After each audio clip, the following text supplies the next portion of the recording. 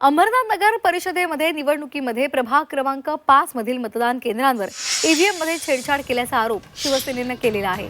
South Indian school या मतदान केंद्रावर हा प्रकार घडलेला आहे आणि त्यामुळे या प्रभागांमध्ये गोंधळाचं वातावरण निर्माण झालंय।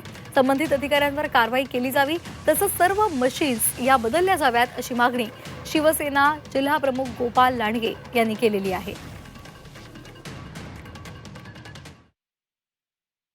हा त्यांनी केलं। मी स्वतः विचारलं त्या ठिकाणचे जे झोनल ऑफिसर होते, ते संजय तेलंगे म्हणून त्यांचा उमेदवाराचा भाऊ होता।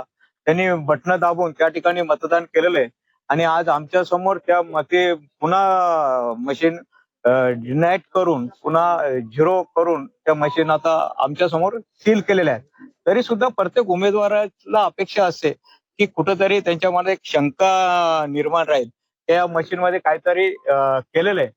त्यापेक्षा ही सरळ मार्गाने निवडणूक झाली पाहिजे, म्हणून माझी पुन्हा निवडणूक आयोगाला विनंती राहील की या 6च्या 6 मशीन त्यांनी चेंज करून त्या अधिकाऱ्यांवर कारवाई करावी आणि जेणेकरून आपल्या राज्यामध्ये हा चुकीचा जो संदेश आहे तो पोहोचू नये, अशी आमची शिवसेनेची भूमिका आहे। ओके